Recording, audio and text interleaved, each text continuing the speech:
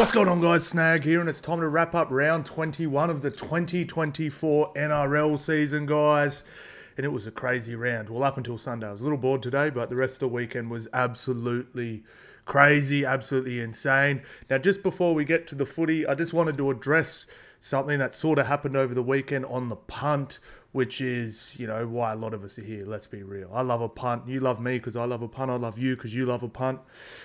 We love footy, but punt makes it funner. Now, obviously, you've probably been following my double ups, and we were on a roll. We were 12 from 14 up until Friday, and Dabble, what we had been using, removed a bunch of the markets that we had been using. Now, from that point on, we went 1 and 5. I actually looked. I was like, 13 from 19, still pretty good. But anyway, yeah, it made it very hard. It made it hard. Now, there's been a few suggestions from a few of the bros in the chats and stuff like that, what to do. I'm gonna give them a buzz and be like, what the hell's going on? Like, I'm not affiliated with Dabble. Like, I get the copy cash, which is just anyone can get.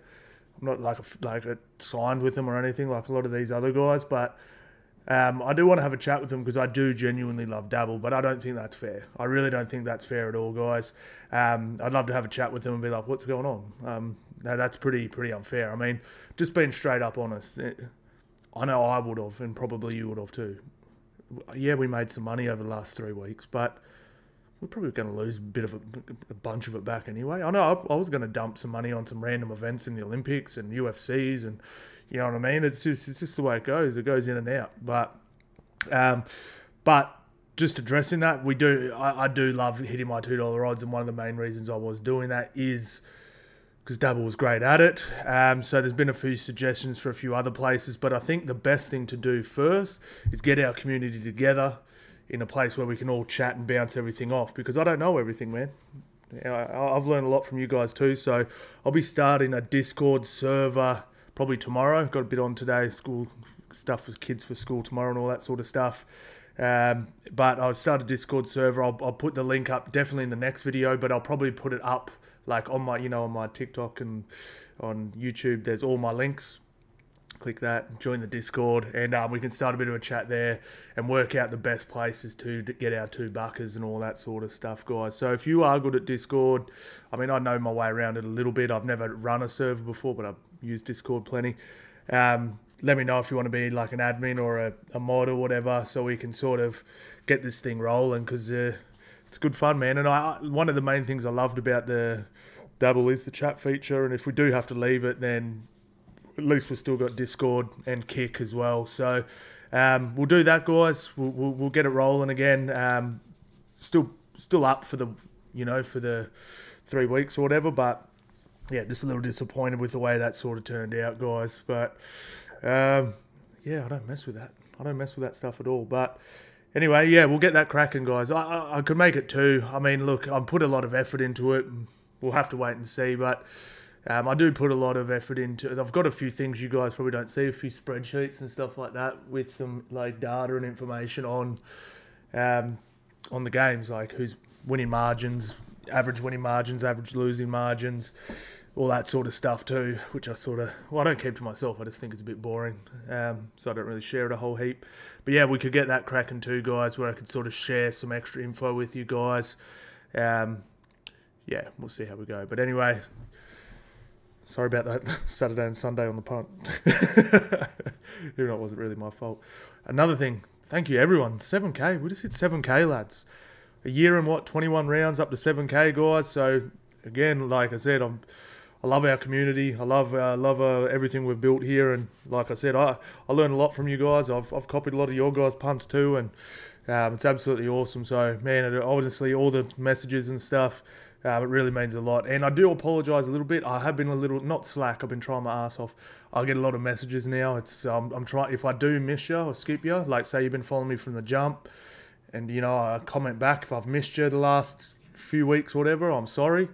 I worked it out, I get like 3,000-4,000 comments a week, and it's hard to get back to them all. If I see like someone that I recognise regularly, I try and get back to them, but sometimes you just miss them, bro. So don't think I'm ignoring you, man.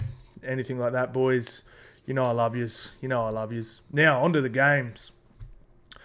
All right, let's get into him. All right, Wars get it done against the Tigers. Storm get it done against the Eels. Broncos shite the bed against the Bulldogs. Oh, man, this Super Saturday was unreal. I was buzzing this whole Saturday. Cowboys get it done against the Sharkies. Roosters defeat the Sea Eagles. Panthers hump the Dragons. Titans get it done against the Dolphins. Poor old Dolphins. And that's not refreshed yet. Raiders get it done in a nice handy win against the Rabbitohs. And Knights with the bye. All right, so this should be updated now. Yep, Raiders up to Knights. All right, so Storm and Panthers still out on top there, guys. Looking like a home semi-final locked in for both these guys with the second chance as well. Roosters up into third. Sharkies down into fourth. How about them doggies? Tied with the Cowboys on fifth and sixth. Pretty handy points differential. Oh, yeah, they humped the Broncos. I was like, geez, when did they have 88? I thought they were on about 50.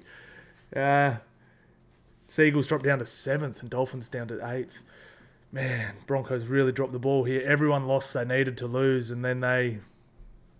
So disappointing. Raiders up into 9th. All of a sudden, they're tied with the Dolphins. Dolphins, Dragons. There might be one spot here. It might be out of these three teams.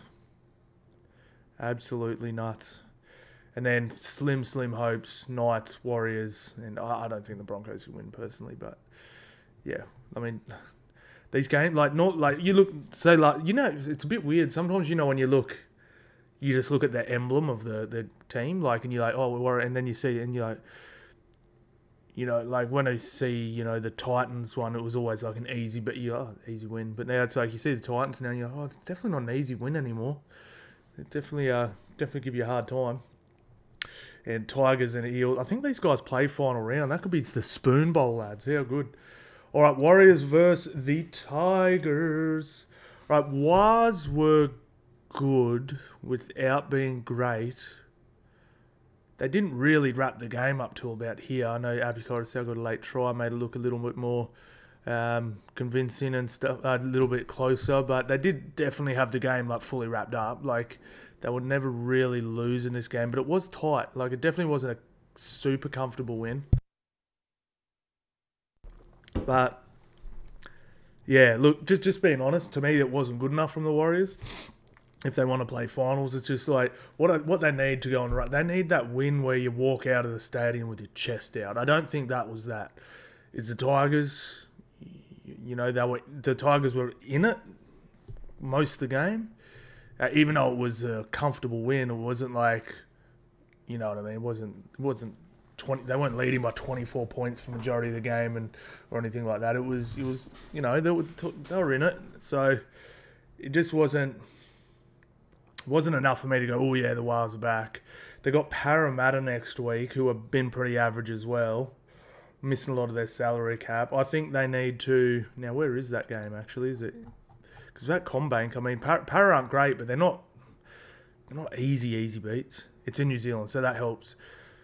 They're going to have to go in there. They've got to hump the Eels. And just, they've got to put 24 on them in the first half. You know what I mean? Really get that roll on. I really think they need that. I don't think they're playing finals anyway. A lot of teams lost that they sort of needed to lose for them to make it this round, but I still think it's going to be so goddamn hard. It's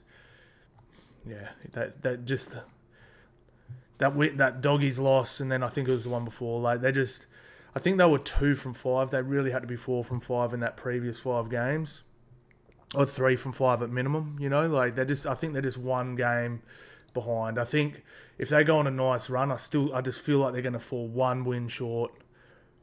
I mean, you're going to have to get to 13. So only safe team is these two, really. The Warriors and the Panthers. You're going to need 13 points to get in, guys. So, I mean, technically, the Cowboys have an extra win. Oh, yeah, they've got a bye. So the Cowboys are looking real nice all of a sudden, because they're actually equal with the Sharks. So Cowboys technically are above the Doggies because they've got the guaranteed bye, just behind them for and against. Yeah, look, we'll have a quick look at. I liked Roger at fullback. I mean, look, I think Webster's going to look back on this season and like he's a second-year coach, and go, I made a few errors in this. Like I love seeing K. I think he was incredible, and I loved his loyalty. But I genuinely think Roger Tuivasa-Sheck's their best fullback. I just do. I really do think he's their best fullback. They had a lot of injuries and stuff as well, but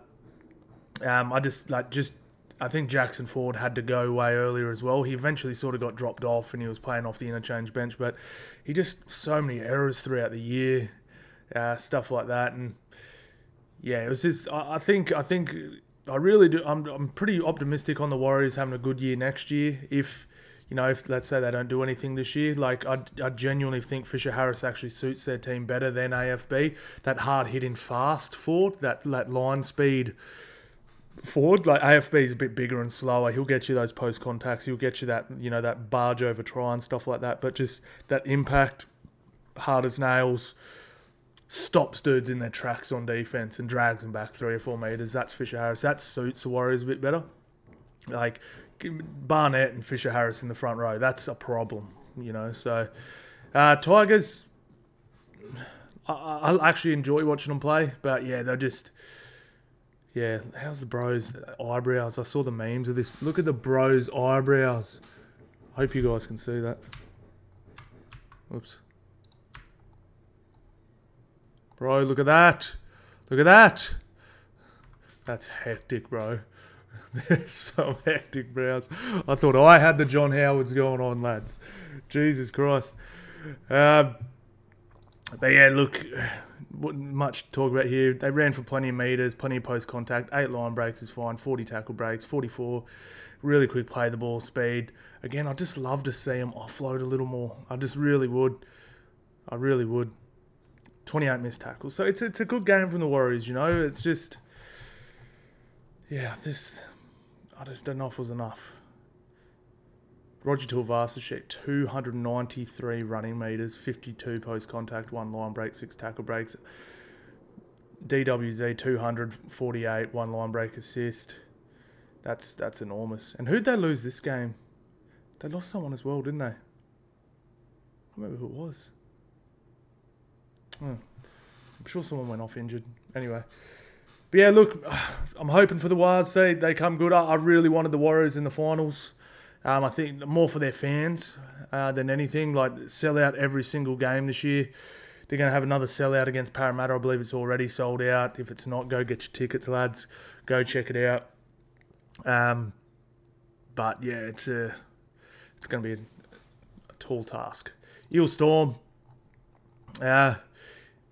Storm do sort of see that team. They were a little loose. Like they were doing stuff that they didn't do against the Roosters the week before, because obviously they just took the Eels a little lightly. But I genuinely felt like Eels were really good. It's a little hard to tell. Like maybe they were like, oh, we're good. We don't have to have the craziest line speed and this, that, and the other to beat this team. So they were a little off, and the Eels look great. Like I said this before, I'll say it again. They're playing the best footy I've ever seen. Like the wooden spoon. I know they're not quite the wooden spoon, but tied wooden spoon team has ever played. They actually play pretty nice footy.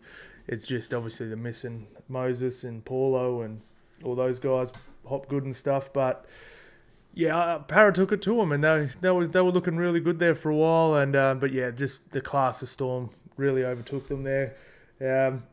Parra just missing obviously some polish. I'll tell you what, with the Storm though, I'm really loving their edges. I haven't really been a fan of their edges. It's like 2020 or something. Like, I've always felt like they spent so much of their time, effort, and money on their spine and a wing, like good wings, like, but not second row out to centre, like second row centres. You know what I mean? Like there's, I don't know if you call it the wings, but you get what I'm saying. Like, but I'm like Blore and Katoa with Howarth and Meaney. I've loved what they've been doing. They look great. Like their edges actually look really, really good. I'm really, like I said, if you're a Penrith fan, you'd be looking over your shoulder a little bit. I know Penrith have really had the wood on them, but they look way better. And I tell you what, this Wishart kid, he's incredible. He's really, really good. Thought Tui was great. Josh King was great. And it's just such a... You got far longer Munster coming off the bench. This Velepu, he was pretty nice as well. Storm trying to get rid of Big Nelson as well, but yeah, well, they're going to be a problem. We'll have a look at the team list, the team stats here, guys. So Parramatta had the possession, had more time with the ball, completed better, ran for about the same metres, bigger post contact, not as many line breaks.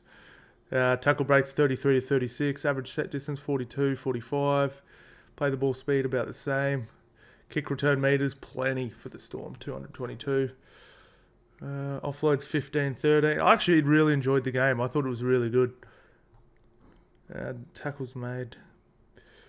So 36 tackles to 33. It's pretty good. I thought it was a pretty good high quality game. That's why I sat there and go, I can't believe this is the best team versus the worst team. Like, it was actually, you know what I mean? Like, I was like, the Storm were better. But like, I was like in the AFL, when the best team plays the worst team, it's like 140 to 60. You know what I mean? It's not, and it's just like a clear disparity. Same as the NBA and stuff, you know. But it's just, yeah, it was a really good game of footy. All right, let's have a look at some of these numbers some of these Storm boys put up.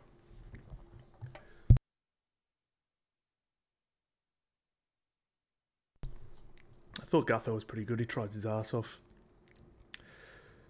I feel with Gutho, right, with all the good fullbacks that have just swarmed the league over the past 3 or 4 years. You know, when Gutho broke into this about 5 years ago, Gutho became, you know, like a noted fullback. And he's still been so incredible. I mean, he was good enough last year to make Origin. You don't make Origin if you're trash. I just feel like he's lost a slight step, and he's just not quite strong like some of the other ones. Like, I was even watching Keanu Kearney today for the Titans. Yeah, he's little, but he's strong, bro. He very rarely gets ragdolled. Like, he'll hit the line with speed is power. You know, he gets hit, but he doesn't get dragged back and start the set off with a really slow start. Like, the amount of times Clint gets hit, spun, dragged, put on his back, facing the wrong way, and it's a slow play the ball. And then the next carry is him, whoever it is, getting folded is pretty crazy. So I don't know what the future is with Clint, but I don't think the new coach is going to like it. Kick return meters. Clint 190 and 198. I thought Will Penasini had a great game. I really like him. Dill Brand's really stepped up, tried his ass off. Arsey was pretty arsey. RCG was okay. William McGreg's first stint was okay. Sean Lane looked pretty good again, but just very... You know, there's nothing to write home about. All right, let's have a look at him. I thought Paps looked nice through the middle. One thing I like about the Storm at the moment is, like, and we'll get to the Broncos in a minute, they show you a lot of looks. They go left, they go right, they hit the second row, they go out the back, they go outside, inside, they go, you know, they're showing you a lot. It's not just like, and we'll get to the Brisbane Broncos, but it is literally like run a block shape, fire to Reese out the back every time. So yeah, that's what I'm really liking about the Storm. And that's why I think they're scoring more points than they really have in a really long time. Like they're putting 30 pieces on just every other week. Like, it is actually insane. Like, how many points have they scored? Are they winning? So Roosters have scored the most. They're second. They're second behind the Roosters, points scored. That's very, not un-Melbourne, but, you know, Melbourne have been more that team over the years that'll beat you 24-8, beat you 18-6. You know, they'll beat you 12-8 if they needed to. But yeah, really, really nice. So who else we got here? Anything else? Will Warbrick, 304 metres. He had 4 line breaks though, but still, it's pretty damn impressive. But look at that, just all triple digits. Everyone's chipping in. Wishart was great. Took him out of my super coach team. Put Trindle in because I thought Wishart was going to get... I took Wishart out. I had Wishart in from the jump. Like, I just put him in as a backup 6, just in case, you know, whatever. And yeah, it turned out Munster got injured, and I've just been killing it with Wishart all year. And he's gone up in so much value. I'm like, all right, Munster's back. I'm going to flick him and get some cash so I can buy someone else. I think I bought Trindle or something because I think he's going to be there. And I was like, Trindle had an okay game. He scored a try and stuff. But, yeah, I'm pretty gutted. I just didn't leave Wishart in for one more week. Broncos versus the Doggies. I thought the score was going to be flipped. I really do. And like, I love Kevy, right? But I think he got completely outcoached. Now, I don't think I was wrong here. I just think Serraldo knew what I knew and went, well, this is how we're going to beat it, and did it. This was a coaching masterclass. It really was. Like, we looked at these team lists. Like, if you watch my preview video, we're like, all right, strike on the edges. We've got Reece there. And I wasn't even too worried about this because Doggies have tons of strike as well. But I was like, this is where it's going to be won. Like, you know what I mean? Like Willison and Carrigan and Payne. And Bulldogs was like, cool, we're not playing through the middle. They played through the middle enough that it wasn't real sideways. Like, Curran took some tough runs. Sam Hughes' first carry was awesome. All that stuff. But they just played through the middle enough and then just went to the edge, went to the other edge, went back through the edge, went back through the middle, went to an edge, and then just boom, boot long. It was... And what Kevy did was, hey, like, I feel like Serraldo would have been like, hey guys, they've got a big pack. Let's work them. Let's go from side to side. Try and win contact through the middle when we can. Shift to edges when possible, and then Burton just put it as far down as you can. Kick chase massive, and then we're gonna. And it was like a whole orchestrated thing. And I felt like Kevy would have been like, hey boys, you know how like last year we passed the ball to Reece Walsh heaps? Yeah, do that. Like that's what I feel like the bloody coaching strategy was. It was just, hey, you know that thing that worked heaps for us last year? Do that, guys, okay? Like, they had nothing else. It was pretty embarrassing, man. It really was. Like, it's just not good enough from the Broncos. I've said this before, I'll say it again. I like the Broncos. When I started doing TikTok and that, and before I started my YouTube channel, I used to bag the Broncos a bit, and people thought it's because I hated them. It's not. It's because I like them. And I know I live in Brisbane, and I know the resources they have. I know the juniors they have to like vacuum up. I know up until last year they were a one team city. They should finish in the top 6 every year. They should not miss the finals. And it's just it's just not good. Like, you have one off year or something. Like, if they had one off year in 10, you'd be like, okay, whatever. But I don't know how many times they missed the finals in the last 6 years, but it's a lot. Like, they made the finals last year. They missed the year before. They missed the year before. They missed the year before. I think they missed the year before. And they're looking like they're going to miss this year. That's not good enough. That's just not good enough, man. And just being in Brisbane as well, like, a lot of people are like, what's happened to them? What's happened to them? Well, they did lose some players. Like, that did happen. But I feel like Penrith lose players. I feel like they didn't adjust to that very well, and they did have injuries too, more injuries than they did have the year before. But again, Penrith lost. Cleary's played 6 games this year. I think he just played his 7th game. They've had plenty of injuries too in State of Origin players. I don't know if it's just a case of, like, just like I said, being in Brisbane, these boys get a lot of pats on the back. Like, they got patted on the back like they won the grand final. I don't know if they just thought... I said this before the season kicked off in my preview video. I said, I don't... You can't just... You're not going to make the grand final again. Just think you're going to make the grand final again. Like, that's not just going to happen. And it just feels like that was almost the attitude of a lot of the boys. And it's hard, man. Like, bro, they have to have security at their training now. Like, there's so many people rocking up to their trainings. Everyone's patting them on the back, telling me how great they are. They're all superstars. They're this, they're that. You know, there are ads everywhere. Like, it's pretty wild. I don't know if they just got a bit ahead of themselves and then just missed the jump, and then just all of a sudden everything looks off. Like, everything looks off. Not like last year. I was just so impressed with how big, strong, athletic, and like they just looked. Even if they weren't as clinical as another team, they just looked bigger, faster, and stronger than every team except for maybe Penrith. This year they don't. They really don't. Like, pretty concerning, man. It really is. But yeah, so what do you do, man? But yeah, look, Doggies, just awesome. Like, Doggies, this was the game, right? It was funny because I obviously tipped the Broncos, but everyone's like, "Oh, you know, like." I'm like, bros, don't laugh at me for it. But even you're the content creators that are Bulldogs fans were tipping the Broncos in this one, lads. Go get them. Leave me alone. Jesus Christ. But no, look, man, Doggies, I just want to take my hat off to them. Like, I don't think people realise how bad they were last year. Like, can we check this out? Check this out. So Bulldogs 299 points conceded last year. Have a look at this. 593. Double, man. Look at this by the end of the year. This is how bad the Bulldogs were last year.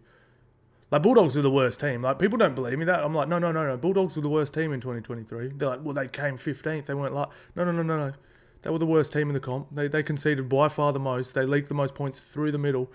It was a they just bagged a couple wings at the start of the year, which kept them off the bottom of the spoon. Bulldogs were the worst team in the comp last year. Now they come in 5th with the second best defense. Look at that. 769 points conceded in one season. That is insane.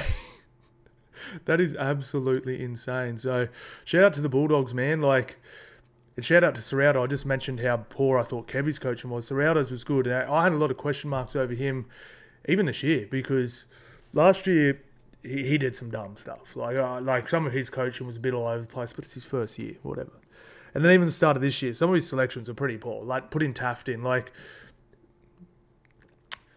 I feel like anyone that follows rugby league just a little bit more than the average person knew that Connor Tracy was the best player in the country that didn't have a full-time rugby league position locked up. Like, Connor Tracy was the best, not the best fullback, not the best. Connor Tracy to me was the best rugby league player getting around the whole country that didn't have a full-time NRL contract. He's incredible, man. He's really, really good. And to not start him, leaving him out of the team, and Drew Hutchinson and all that sort of stuff. It took him a while to get going, but once he did, I feel like Serraldo's done some real nice things. So, yeah, it was just, I mean, like I said, you just look at this team. Like, they got weapons in here. Like, Carraz is, like, on another planet at the moment, but, like, Sexton's not that good. Like, but he's just doing his job. Doesn't overplay his hand. All right? He's got a nice short kicking game. That's where we'll use him. You know, Burton, long kicking game. That's where we'll use him. Curran, he's just big enough and just tough enough to get it done in the middle. He's got a massive motor, massive heart. You know, it's just, they're just doing everything right, man. It's all clicking and all the fundamentals are good. Kurt Mann was going skits, like yeah, it's wild. Like, just Brisbane Broncos last year and like Bulldogs this year, right? Honestly, if you told me that Bulldogs would make them look silly in a game the next time they play, I would have laughed in your face. Like, laughed and like, bro, like, what are you talking about? The Bulldogs are the worst team ever fielded. They just made the Broncos look silly at Suncorp Stadium when they had to win on Paddy's 200th. That's massive, man. So shout out to the Bulldogs. Seriously, that's huge. It's so huge. Like I said, they signed Stefano. They got Satili Tupanua coming. They got some troops coming. Gonna be a problem, man. Gonna be a problem. And I do have some constructive criticism for him. I didn't even want to talk about how bad the Broncos were, because I didn't want to sound like I was making it like the Bulldogs weren't good, because the Bulldogs are really good. And I do have some constructive criticism for him, but I'm not going to say it because I just want him to enjoy the win. And I don't want Doggies fans to think I'm hating. Not that I care, but you know what I mean. I think the Doggies fans just deserve this win. Shout out to the Doggies fans, man. There was tons of them in Brisbane, bro. They were everywhere. Everywhere. I feel like the Doggies have become the Warriors from 2023. Like, bro, there were so many Doggies fans at Suncorp Stadium, bro. It was nuts. Like, they were in the streets after. I was opening up my Facebook and I'm seeing I didn't even, like, some of my friends I didn't even know were Doggies fans were there. I'm like, oh, okay, I guess so. That's what I say, man. I love good fan bases when their team goes good, especially when their team's been absolute cheeks for a while. Like, it's good to see, man, because they're so amped. They're like, yeah, we're winning. You guys suck. I mean, like, I'm not having a go, but it's like, well, no, but you guys have sucked. We've been good. You're just good this year. But, nah, shout out to the Doggies, man. They deserved it, man. I think the comp's better with the Doggies going good. So, let's have a look at how this high unfolded. Strange. They completed high. I thought they would... Doggies completed, I felt like they completed much better than that. I remember watching and thinking that was pretty clinical. 29 from 39.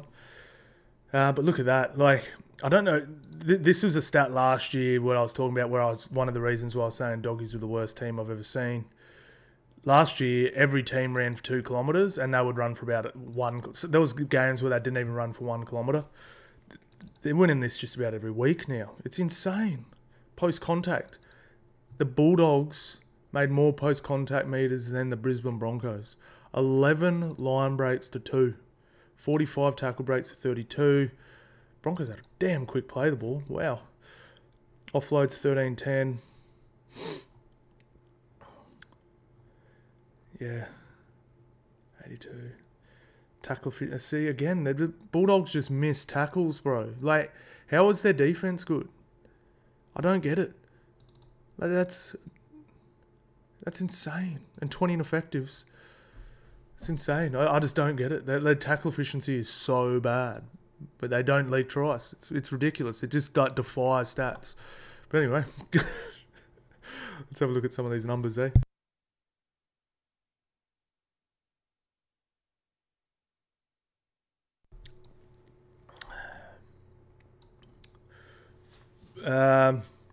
Not as heavy as I would have thought. Just a nice spread of metres. Connor Tracy, 185, 197 for Carraz, Bronson, 167, Wilson, 168, Curran, 157. Just enormous knock from him. Connor Tracy was on one. Look at that. 1 line break, 3 line break assists, 3 try assists, 7 tackle breaks.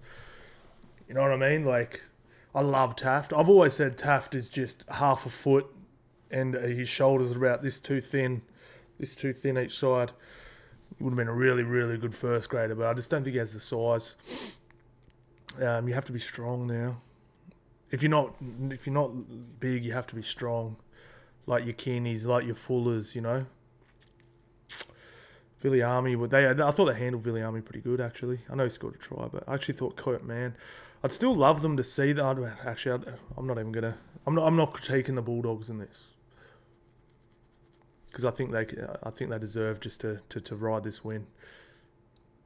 But yeah, absolutely enormous. Let's see who's missing the tackles. Reid Marnie with his standard 3 and 3. Viliami kick out 5. He does miss a tackle. It's funny when Viliami went to the Bulldogs. I was like, bro, it's like because obviously Doggy sucked at the time. I was like, bro, I don't think they realised what they got, eh? Like, everyone, because you watched him at Penrith and you're like, man, he's so good, because you saw all these highlights and stuff. Bro was a penalty and an error and a missed tackle machine. Like, Penrith's defence was just so good it didn't matter. Like, they would fire the ball at him, he'd knock it on, or he would do a dumb head high. I've seen him do 2 head highs in back-to-back sets. But Penrith was so good they defend their line, didn't matter. You know what I mean? I was like, man, what Doggy? I don't think Doggies realised. Like, yeah, they got a monster, but like, Viliami would suck in 90% of teams. And he does have a little bit of that in him still, but he seems to have tidied it up, which is good. Maybe it was just one of those ones he knew they could get away with it at Penrith, maybe. The defence is so good. Sharkies versus the Cows. I loved this game, bros. I absolutely loved this game. I loved it so much I didn't write any notes down on it because I was on the edge of my seat. I was on the edge of my seat for this one, lads. Now, big news out of the Cowboys game. Val Holmes been not asked to leave, given permission to seek contract elsewhere. Man, this is the thing. I did a video when Tino and Payne and Fafita and all these guys were signing on over 1 million. It's great for a little while, and you don't want to lose those forwards. You really don't. But I don't think Jason Taumalolo was the first front row. I know he's a lock. He was a lock at the time, but he played like a front row. He's a middle forward. They've never played him like the traditional lock. He's always been that running forward, destructive ball running 13. Like, I was like, yeah, like, it's going to be great for the first couple of years, but what if he breaks down just that little bit? You don't have to lose much to fall back into the pack, and just think about this for a second, lads. So Jason Taumalolo signed, it was about 7 years ago on $1 million or whatever. They've had to let go Kalen Ponga, Hammer, and now they've got salary squeezed out of Val Holmes. because they need troops. They've got someone absorbing $1 million who's not doing $1 million worth of work. And by the way, I think Taumalolo's been pretty damn good. He's just not $1 million good. It just, you got to be careful with signing these big forwards on big money. You really have to be careful. Think about that for a second. And just say Jason's like, I want $1 million, and they're like, oh, sorry, man, it's all good. Or, hey, look, we can't do that. Like, thank you so much, but we'll have to part ways here. They could have Kalen Ponga, Hammer, and in the same team with Drinkwater. Maybe not Drinkwater, because I don't think they would have to buy him, because they would have actually had to upgrade those guys. But they would have got Ponga and Hammer on pretty cheap because they came through there. So they could have signed them on. You usually get them for cheaper when you come through your grades, because you're seeing what they're doing at training and at cup and your local whatever, and you can be like, oh, this guy's going to be a superstar. We'll give him. How's 4 years sound or 5 years on this sound? And knowing that they would probably earn double that in the last 2 years of their contract. So they probably would have got Hammer and Ponga cheap, or kept them cheap. Obviously, at some point, probably would have lost one, but, they probably could have had both those guys in the same team for a while. But, yeah, that's the dangerous side on these forwards on big money. You got to be careful. You got to be careful. You really do. You really want to, like, Melbourne have had the best system, like, creating mid-forwards into good forwards. They don't have to be incredible, but just good enough. Like, taking guys like Parramatta were actually pretty good at it till not too long ago as well. You look at Melbourne's, a lot of Melbourne's guys. They're almost discard guys. Katoa, Blore, Trent Leo is pretty solid, but Katoa, you know what I mean? They're just good hard work. You're almost better there, because if you have this big forward prodigy come through, and it's just, how do you keep everyone else? But anyway, apparently Val Holmes looking to go to the Dragons, but unfortunately, he's on $1 million next year. Apparently, it's a lot of money for a centre, centre wing. I mean, I think he could play fullback pretty nice. I've never really got why he hasn't played fullback before. Pardon me, but yeah, it's they got some pretty good guns coming through. I mean, what's this kid's name? Purdue, Harrison Edwards. I'll tell you what, man. I just from what I've been seeing, bros, like, to me, like, there was always this huge gap between, like, cup, grades and first grade. Like, you'd go to a Q Cup game and be like, this is just absolute trash. And there'll be one good player in it who's probably good enough to play first grade. And I felt like a lot of those guys in NRL sort of took their spots in the NRL a little lightly, because they knew no one was coming. Bro, there's some young boys coming everywhere. The standard of rugby league has come up so high. It's actually insane. Like, man, I reckon if you've got some guns, some guys like, I don't know, like a Val Holmes or whatever in your team, and he wants a big upgrade, I reckon you're just almost better off saving your cash, keeping the guys there that want to be happy, making sure your young stock's wrapped up. Because you even look at the Tigers, like, I know they're poorly put together, but you look at some of those guys, like some of those players. There's some superstars in here, bro. Like, I'm telling you, there's this Galvin. Who's that? This Fatape looked like Buller, obviously. But yeah, there's like even that De Silva. He looks like there's some good players here, man. The Fanu's, like, this dude, the way he runs the ball, like, you put him in a good system. You put him at Penrith or in Melbourne, he's a murderer, So yeah, it's I think that might be the way. I'd really think, if you're smart, and that's what I think Penrith are doing. Sorry to glaze Penrith. I'm about to when I get to the game, but I think the reason they haven't had a whole heap of trouble is, to me, Penrith's junior system's like 5 years ahead of everyone else's, right? I think they've realised it early and gone. That's why when Crichton's like, I need 900, they're like, sorry, bro, see ya. Now, I know May didn't end up working out, but now this McLean kid's popped up and these kids popped up. And when these guys want these big upgrades, they're just sort of like, we can't. And they just lock up. And this this production line just keeps coming and keeps coming. I seriously remember when Wonga Blake was like the next big thing coming through, and when Penrith let go of him to Para, I was like, oh, whoa, that's a big mistake. Then Crichton just became the next big thing. Then Crichton leaves. Again, I know this didn't work out, but then Tiny May's just murdered. I'm just like, what is going on here? And then Tiny May goes, and this McLean kid comes in. I'm like, what is going on? So I reckon that's going to happen at every club soon. Like every club that cultivates their juniors properly, which it looks like there is. Brisbane, I know Brisbane's doing it. I know Bulldogs are starting to do it better. I know Dragons have started doing it better. So it's going to happen. I really reckon you're going to see that a lot moving forward. Is like these.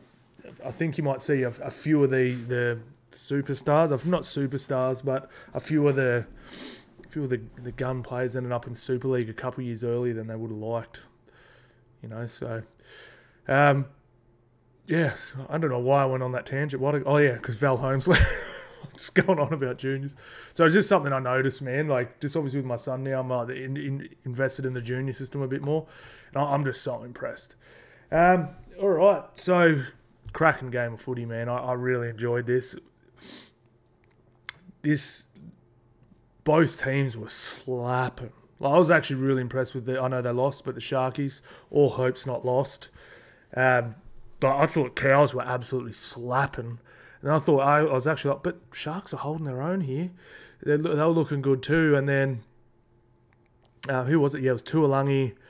And then Mulatalo hits back. And then Nanai comes back. And then Oro. And then it just went felt.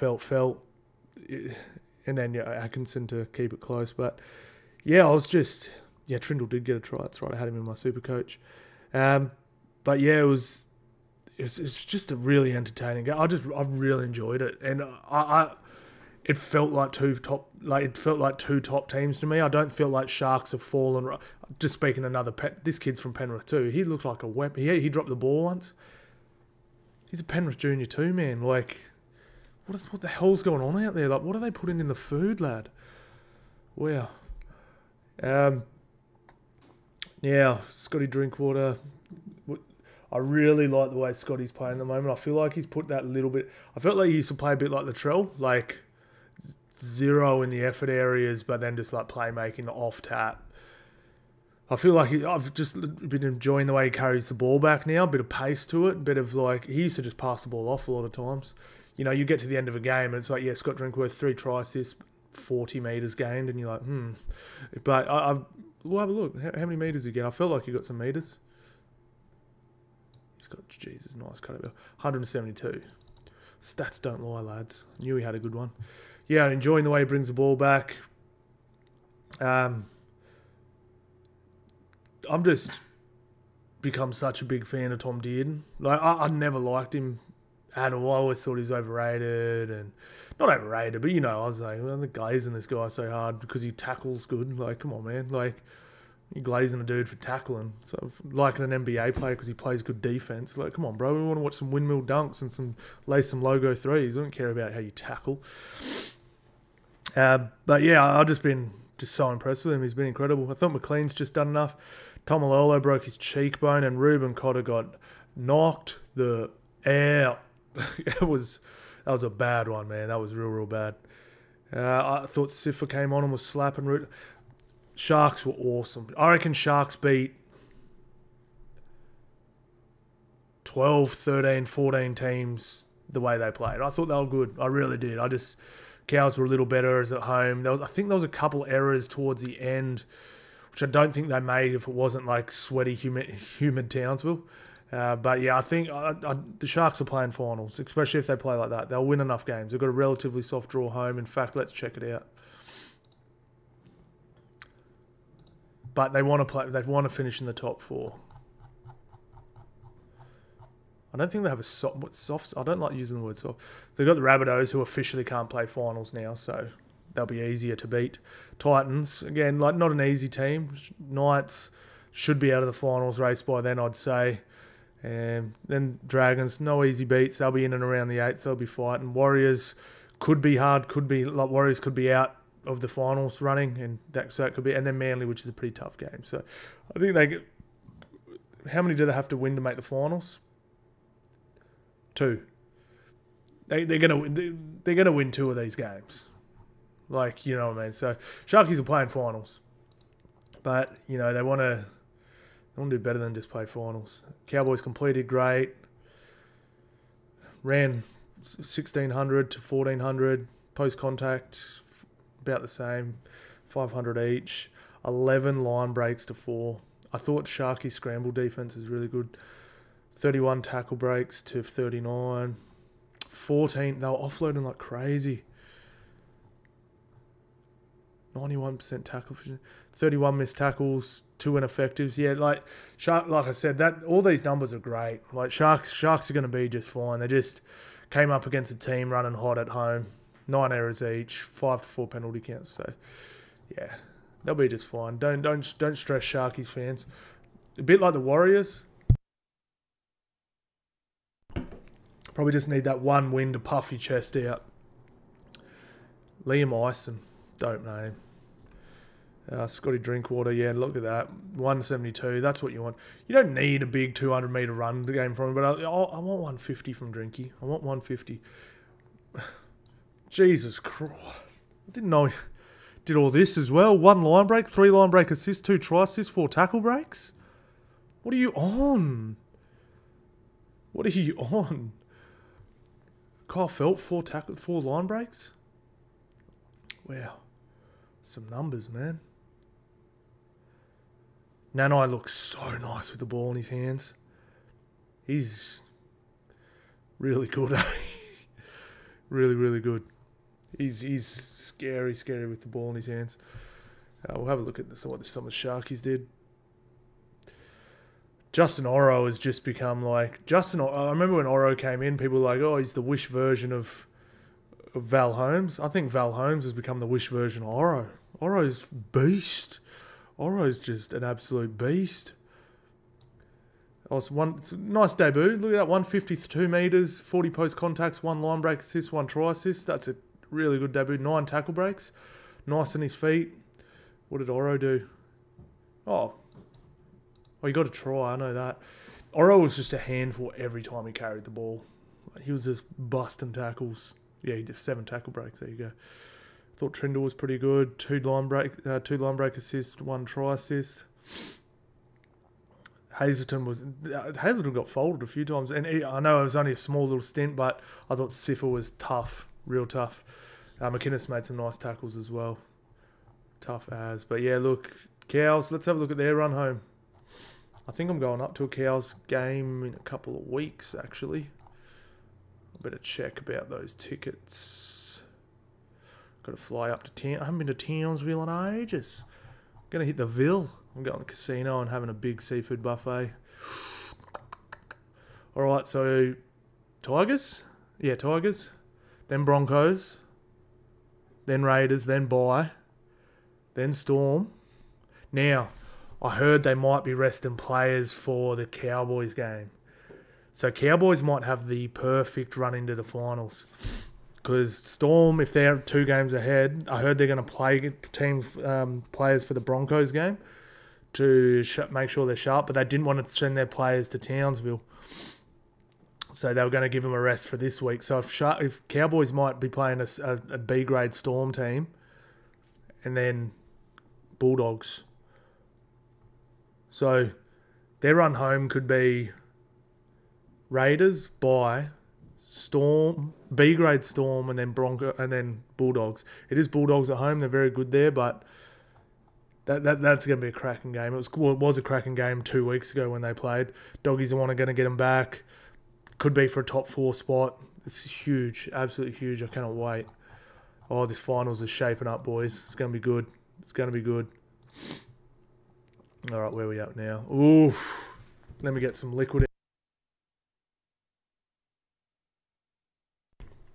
We had the unders on this one, under 60 and I think like 59 or whatever. And I thought it was done in 10 minutes. Then we had this massive arm wrestle. Then it was just like, try right at the end. I'm like, oh, come on, man. I was spewing. Yeah, look. It was funny too, because the bet I was going to put down on this one was, it was Roosters to score first. And it was either Roosters. over 18 or over 18 or over 40. No, sorry, over 40 match totals or something like that. It was anyway. It would have been just about done at halftime, because the only reason I didn't put Roosters down as first, because they score first so often, they come on and blitz teams. The only reason I didn't do it is because the Sea Eagles scored a lot of first tries as well. So Sea Eagles have scored first like 4 of their last 5 games, or 3 of their last 4. Or so. I can't remember, but it was something like that. So I was like, oh, even though I think Roosters are going to score first, like Sea Eagles are good at it too, so maybe I'll just chill on that one. And I was like, oh man, it came good anyway. I still thought Roosters would score first, but I was like, oh, but Sea Eagles are... If Sea Eagles get early field position, Dom Young can be a little vulnerable, just bang down that edge. They could get him real quick. But anyway, what do you do? That's punting. It's always, I should have done this.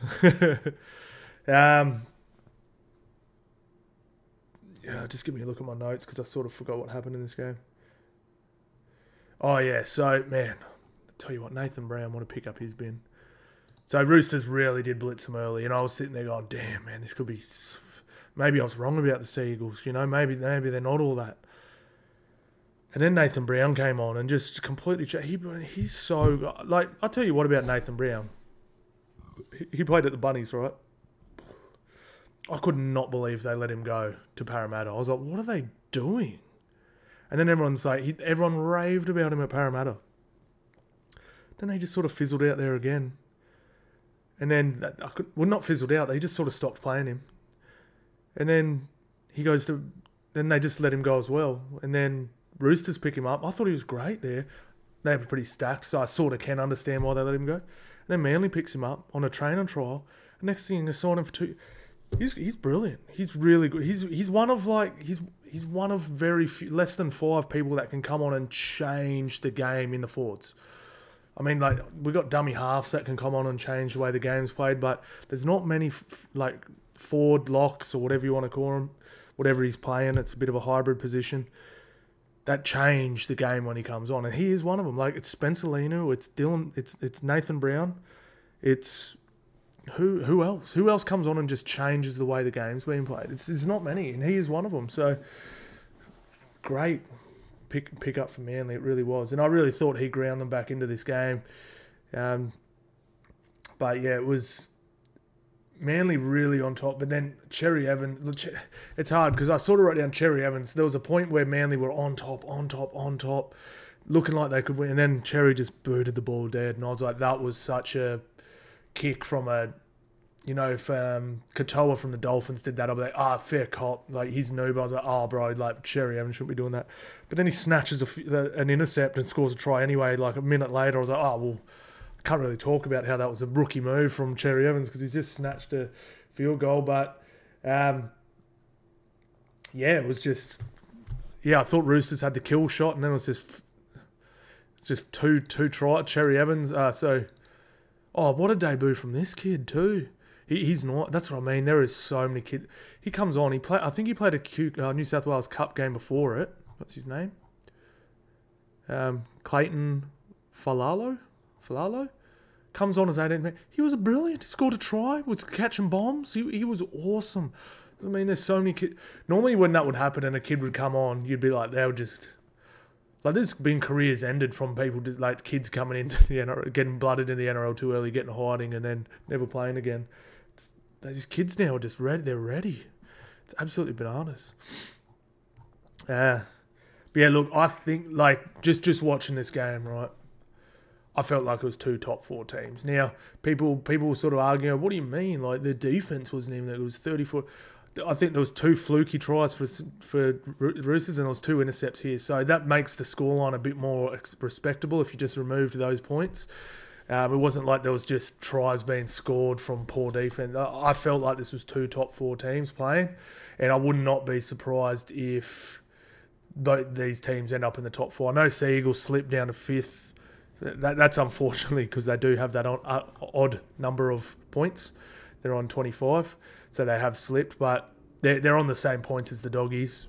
They're on the same wins as the Doggies. They just have the bye there. They have the half point there, and they have a better for and against then the Doggies as well.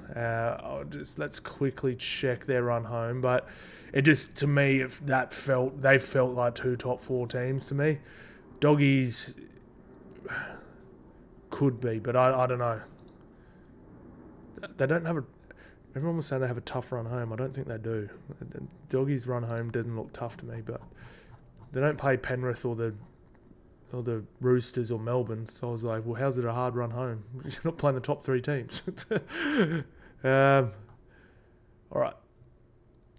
So they got the bye now. So if they won that and then got the bye, but bye, Raiders, which Raiders looked good on ice, but coming off a bye, then they have the Warriors, then they have Tigers, then they have the Dogs. So this could be for the top 4 spot. And then the Sharkies. Yeah, they can do it, man. I'm not saying they are. They were my smoky for the top 4 at the start of the year. I'm not saying they're going to, but they're definitely up there. All right, so Moorfield. Man, these numbers are nuts. So 59% of possession went to the Roosters. I think they had some crazy stat, like they'd scored 4 tries. That's what I mean. There was a couple of fluky tries in here. They'd scored like 4 tries and only had 1 tackle inside the 20 or something like that. Completed 89%. Like it was this. They were good. They ran for more meters. Post contact is pretty much identical. 6 line breaks to 2. 28 tackle breaks to 29. Very, very even. 8 offloads to 2. 92%. Yeah, this is a high quality game, man. 29 missed tackles to 28. Only 2 inefficient tackles for the Roosters. They were slapping. Yeah, this was good. I do feel like they need JWH back. He's just that tip of the spear. He's just that. It's not like he's probably the worst prop in their team, like as far as skill, speed, but you just want him there. Like when people see, when you look at the team, you go, oh man, I've got to run at JWH. Damn it. Let's have a look at some of these team stats. All right. Sam Walker with the boot killed me as well. Dom Young, 189 metres. Look at these numbers.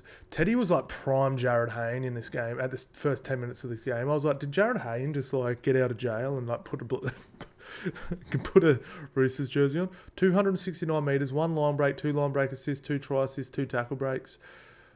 I thought Tupou's low-key been underrated this year too. 137, Suoliti 152, Dom Young 189, 37 post contact, 1 line break, 7 tackle busts. Spencer Lena was big, some big tough carries. I don't know why they kick it to him. Like there was tries and they kept kicking it to his side. Like why? Turbo was pretty good in this game. I don't think he scored.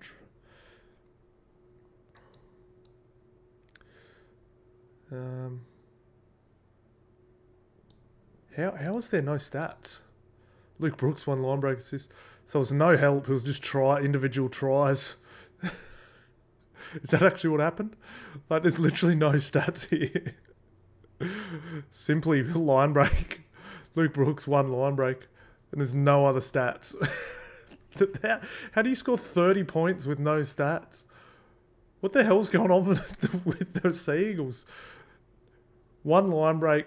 I've never seen that before. 30 points got scored and there's no stats. Like there's 1 line break from Simply and 1 line break from Brooks. That's ridiculous. All individual brilliance from the Sea Eagles. That is absolutely insane.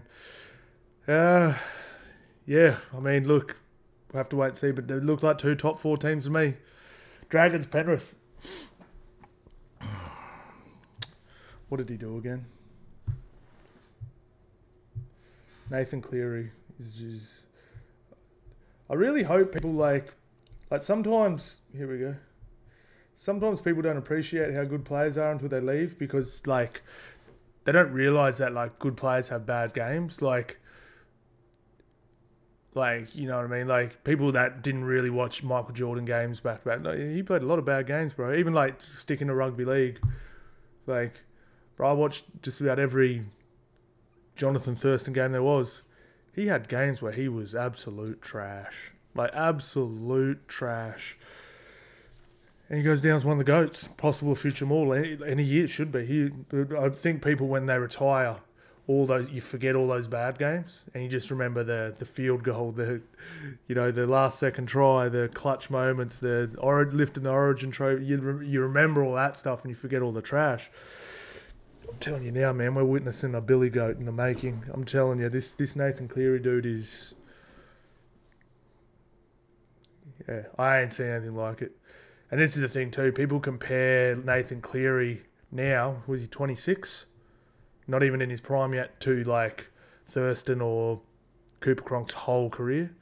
Bro's got 10 years left, and that 10 years is going to be his prime. It's scary, man. Do you want to hear something crazy about Nathan Cleary? 2021 to now, so 2021, 2022, 2023, and 2024, he's lost 9 games. Nathan Cleary's lost 9 games of rugby league since 2021. What the hell is even that? What the hell is even that? Like Bulldogs have an awesome year this year. They've lost 8 games. What the... Wow, it's just insane. Like, that is ridiculous.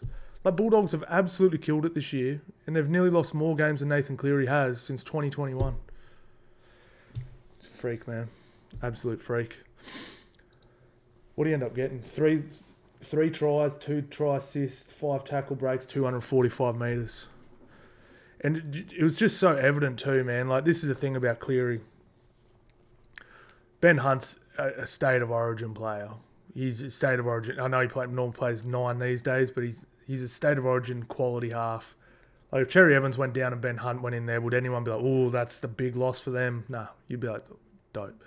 It was real windy down at, is it Cogra where they played? Wollongong? Is that Wynn Stadium, whatever that one is? How much better was Nathan Cleary? Like, the wind was so crazy down there, and I heard people going, oh yeah, but Ben Hunt, wind was crazy. Show me some bad kicks from Nathan Cleary. And that's not me. This is me bag. This is me just trying to show you how good Nathan Cleary was. Ben Hunt kicked the ball out on the full 4 times. He couldn't hit. Like, we're talking about a state of origin number 7, just getting completely murdered by what I believe is going to be the Billy Goat. And then not only that, in that wind, slot 7 from 8. It's ridiculous, man. It's just ridiculous. As long as he has 2 good front rowers and a dummy half giving him good service, Nathan Cleary, the numbers are going to keep coming. It's absolutely insane. He's on another planet. But yeah, this wasn't just a Nathan Cleary glazing. I just wanted to make sure people knew how crazy that was. But yeah, completely outplayed Ben Hunt. It wasn't even close. It was an absolute spanking. I mean, people forget too. I mean, this is 46-10. Laurie went down and Fisher Harris went down in the first 20 minutes? Fish went down in about the 8th minute, maybe earlier. Laurie went down in about the 15th minute, covered it, sweet. And I heard other people saying too, they're like, oh, what, you think it's good because they beat the Dragons? Yeah, bro. Up until this round, Dragons were equal with the Bulldogs.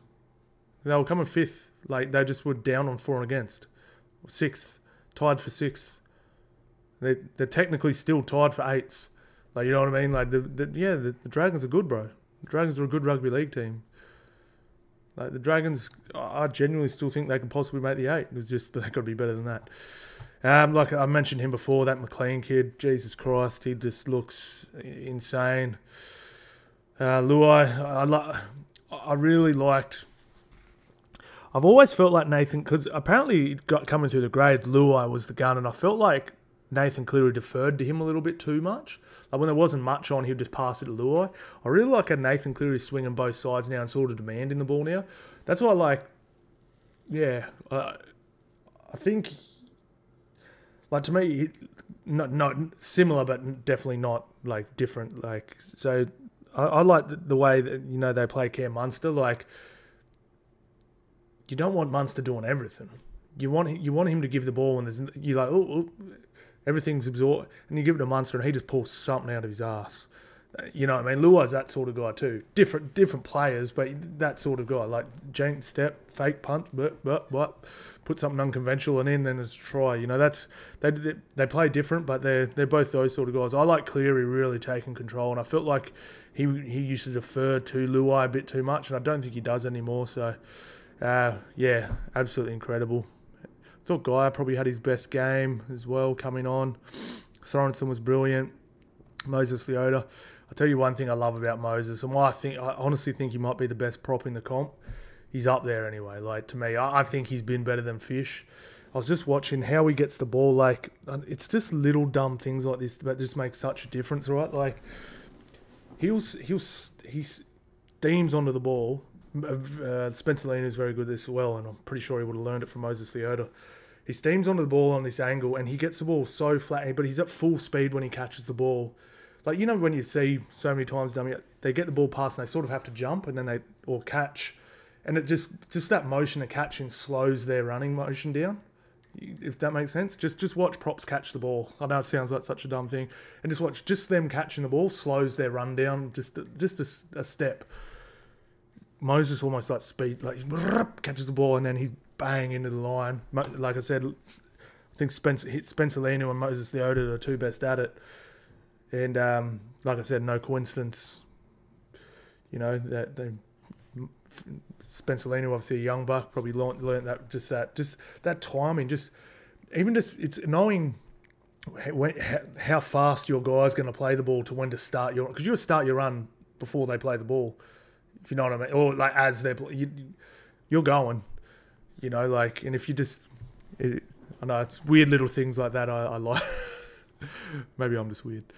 But yeah, Dragons is completely outplayed here. And then when they started to get outplayed, they started playing outside their systems and they weren't very good. I mean, look at these numbers. 2,000 run metres to 1,200, 631 post-contact, 10 line breaks to 3, 42 tackle breaks. Wow. 51 average set distance, nearly 51 metres. What have we got in the defence? 42 missed tackles apiece. There was a few missed tackles out there from both teams, 13 errors to 9. Let's have a look at some of these player stats. I thought Zach Lomax tried, he just completely outgunned. Yeah, so Laurie went down in the 20th minute and Mitch Kenny went down in the 3rd minute and they just covered it like it was nothing. Do you know how insane that is? Do you know the amount of times I've talked about footy this year, right? And I've gone, oh man, they're looking great, but then so-and-so went down and they got smoked. I've said that like 40 times this year. Yeah. Nathan Cleary, I mean, just look at that. We've already said it, but your leading metre eaters, Nathan Cleary with 242 metres. It's just ridiculous, man. Who else did good? I thought Dane Laurie looked like he was shaping up to be real nice. Sonny Taruva, 157. Tungo looks better with Cleary back. McLean looks real nice too. Tortor, 140. What a dud game from Tortor. 147 and 60. Better up your game, lad.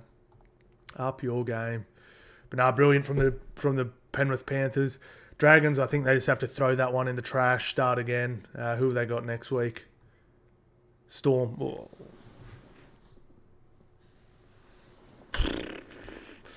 They're just the two teams you don't want back-to-back.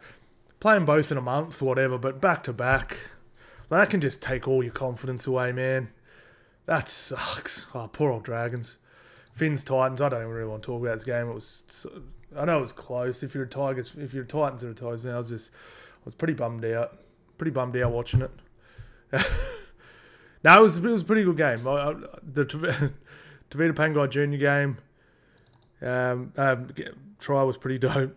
But it was just weird. Like, Dolphins looked on top. They looked strong. They took the 2. There's just something about taking the 2 now you just don't do. You got to put on points. I don't know what it is.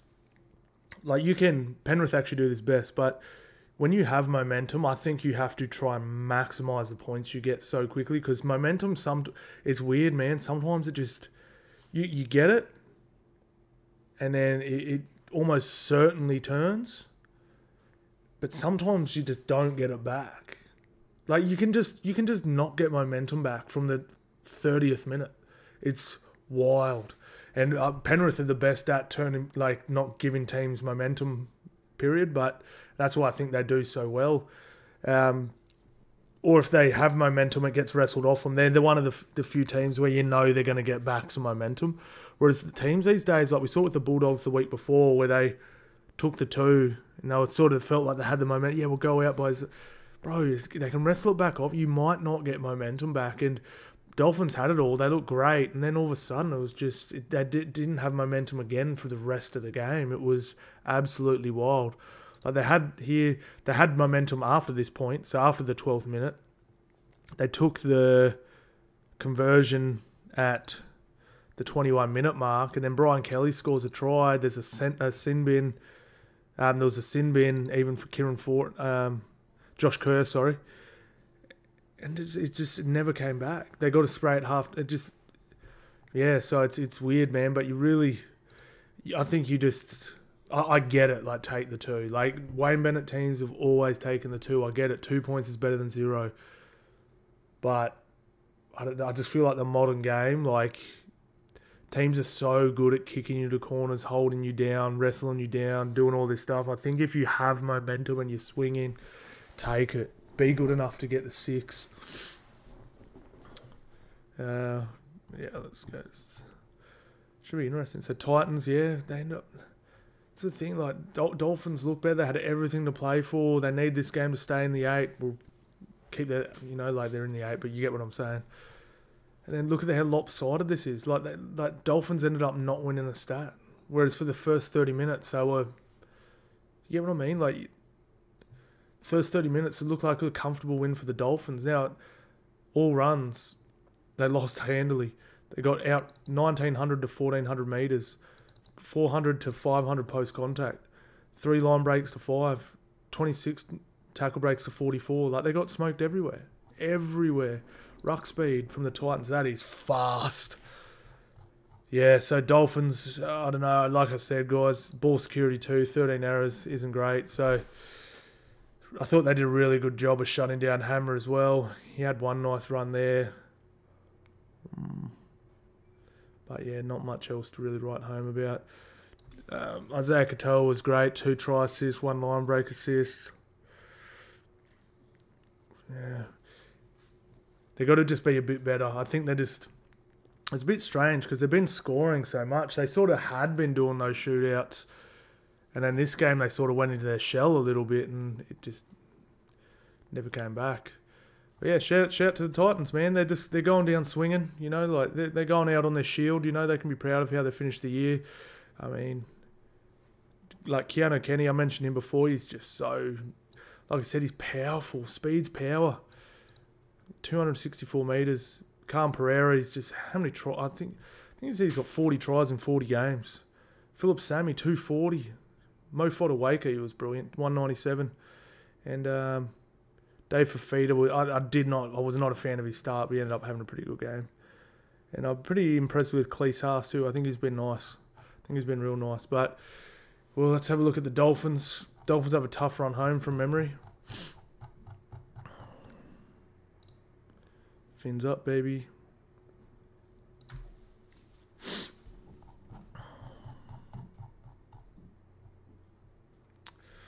Roosters next week. Warriors, Dogs, Storm, Broncos. Fins down. Nah, that should be alright. I have faith in them. Alright. Raiders, what can I say? Brilliant. I said in my pre-game on TikTok, I said I really liked what I saw in that 20-minute period from the Raiders. If they can do that, don't have to do that for 80. If you give me 50, 60 minutes of that, you're good. They gave us 50, 60 minutes of it, all right. Well, they gave us 44 minutes of it. They gave us 44 minutes of really, really good footy. I'm just such a big fan of Fogarty, man. He's on one. I love everything the Raiders are doing. Like I said, they're not a top 4 team. They don't look that standard, but they just look good. They just look good to me. I just liked what they did. How old's Fogarty, man? Are they going to get a few more years out of this dude? He's 30. I'd love it more if he was 28. But he's still got 2 or 3 good years in him. I tell you what, they could really build something there. Strange and Fogarty. Yeah, it's a bit of an aging roster, but look, as far as this year goes, look, I just feel like they're definitely a step down from the top 4 teams, but they're definitely a step up to what everyone thinks they are. Like, they're a really good rugby league team. I don't think you want to be playing the Raiders this run home. I think they're going to get up for every game, every tackle slapping. Now they have the forward pack and they have the long kicking game. That's really the key to winning games now. You know, you got the big forward pack and they don't need to do a ton of meat. You know, they don't need to do a ton of work because you can boot the ball to oblivion. He's got a boot on him, I tell you what, and his goal kicking's brilliant as well. I mean, it was 2 tries to 4 at half time, but it was 24-8 because his goal kicking's so good. And I like Tomoko's getting more ball. I've been so impressed with Sebastian Kris over the last month. I think he got dropped last year because he's a pussy. Like, just being real. Like, he's a speedster. He's all that stuff. But he's a little bit of a pussycat. You know what I mean? Like, with some of the tough stuff. Bro's been trying to slay dudes. I think Ricky, because everyone kept going, why is Xavier Savage not getting played? He's elite. Ricky's a tough dude. I reckon he saw some stuff he didn't like that we probably didn't see and went, "You're not a Raider. Raiders love contact," and he's been seeking it lately. I've been so impressed with him. Like I said, he's coming out, shooting out the line, trying to put shots on. He's taking real tough carries, running as hard as he can. Really impressed with him. So I think he's been low key helping them out a lot with that sort of stuff. You know, it's so valuable. Like, people realise how valuable Toto is to the Panthers, bro. Like, you're guaranteed a fast play the ball to start your set, or your first or your second set. He's so in post-contact meters, and possibly a tackle because a penalty because they try and hold you down because they can't handle you. It's such an underrated thing, and Xavier looks like he's helping out there now too. Weeks look solid. But yeah, we'll have to wait and see with the Raiders. I think apparently they have a pretty tough run home, so I'm not locking them into finals yet. That skid might have been a little too long, but to me they're playing good enough to play finals. They just might need a little luck. But I'm pretty sure if they win enough games, I mean, obviously if they win enough games they'll play finals. Sounds stupid, but so they got the Bulldogs next week. That is massive. That is a massive game. Bulldogs at home too. They're tough. Bulldogs flying high at the moment too. But if they do beat them, they're all of a sudden tied with the Bulldogs. You know, so for and against way off. But if the Raiders can somehow beat the Doggies, that's how close they are to playing finals. So this game is huge. That was such a big game for the Doggies. If Doggies lost that, they would have been on 24 still. Sitting in 8th. Wow. What a win from the Doggies. But yeah, so huge game. Oh, can the Raiders beat the Doggies? They got the pack to go through them. Oh, 2 long kicking. Oh, that is going to be a good game. I never thought I'd be frothing the Doggies versus the Canberra Raiders, but I am frothing that game. Hell yeah! Wow, it's going to be nuts. Now let's just let's have a look. So they were in for 1,700 metres. They just did enough. They sort of put the queue in the rack a little bit there, I felt. Penalties conceded. Missed tackles 36. Pretty solid. Let's not talk about the Bunnies because that was pretty putrid. Okay, a week. So let's have a look. Weeksy 160, 145, 44 post contact. Tomoko, Tomoko is getting more ball, but I want more again. I think he might be the hardest dude in the comp to tackle. Where is he? All runs, 12 runs. Tomoko has to be getting over 15 runs. Like 15 should be the minimum for Tomoko for me. Yeah, Rapina's getting 14. I'd rather Rapina getting 11 because Rapina loves an error. And Tomoko getting 15.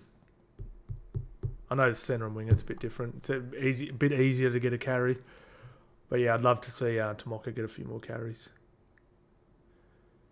Tarpany was brilliant. Papali'i was solid until that offload. Trey Mooney. Just noticed a few penalties in his game lately. Just needs to get that out. And Morgan Smithies, I'd love to... He's been good, but he threw a really bad ball to Tarpany in this game. Tarpany was spewing at him. If it's not on Smithies, you got to take your medicine. Don't throw it to someone else to get hit. But, man, that's going to be brilliant. All right, let's have a look at next week's games.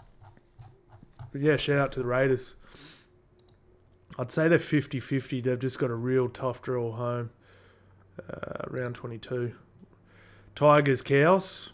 Big game for the Cows. Raiders, Wars. That's Thursday. That's Friday. Dolphins, Roosters. Dolphins got to win that. Titans, Broncos. Titans beat the Broncos this year already. Storm, Dragons. Sharkies, Rabbitohs. Panthers, Knights. Oh, those poor old Knights. Bulldogs, Raiders to lock up the Sunday. And then Sea Eagles with the draw. How crazy. All right, lads. That's it. We're done, skis. Thank you all so much for watching, lads. And I'll see you on the next one. Don't forget, guys, subscribe, like, all that good stuff. Don't forget, guys, I will set up that Discord very soon. And, yeah, like I said, message me if you want to be involved with it a bit. I don't know how many people you need to run it. I guess it depends how many people get in there. We get 7,000 subs. I think we've got 3,500 followers on Dabble, so I'm sure we'll get quite a few in there. Should be good. But bring it on, lads. Let's go.